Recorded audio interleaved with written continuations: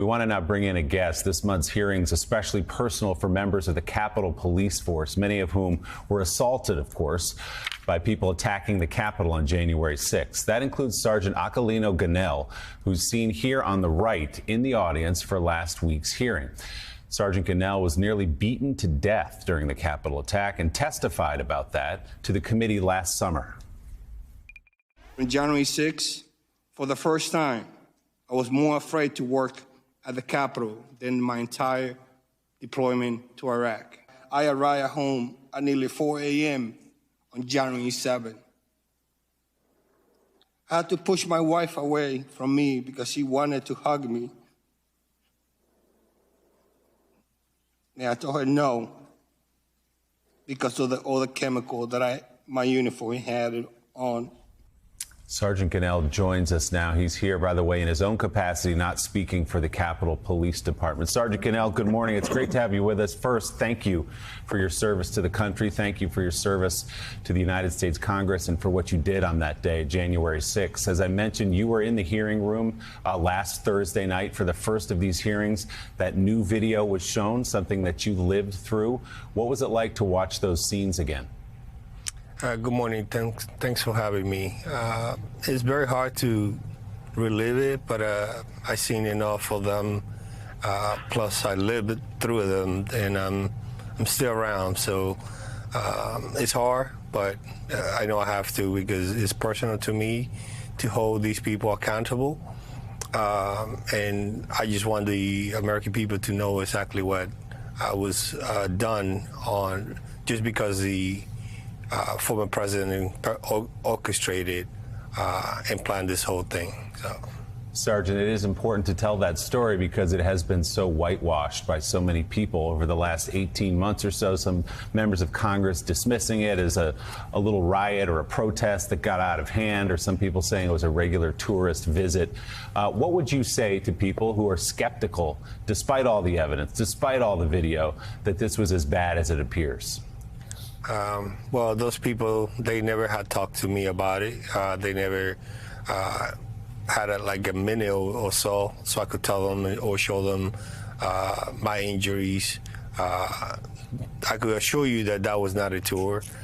And those people, that whoever assaulted me and my fellow officers, they should be in jail, not just, they were not the good guys during that day. But apparently, to some people, they are the good guys because they're fighting for them to be released from the Department of Justice. Sergeant, can you speak to the way this day, January 6th, unfolded for you? Did you feel prepared on that day? And then once those crowds advanced on the Capitol, what you experienced personally? I mean, January 6th, it was culmination, just like the previous guests were stating. This went on for months, planning, coordinating, telling people to be here, especially on January 6th. Prior to January 6th, we deal with a lot of demonstration on a daily basis. We had 2, 3, sometimes even 10 demonstrations at the Capitol, on Capitol grounds, and we never have an incident as big as this. At that time, we have the COVID-19 protocol at the Capitol.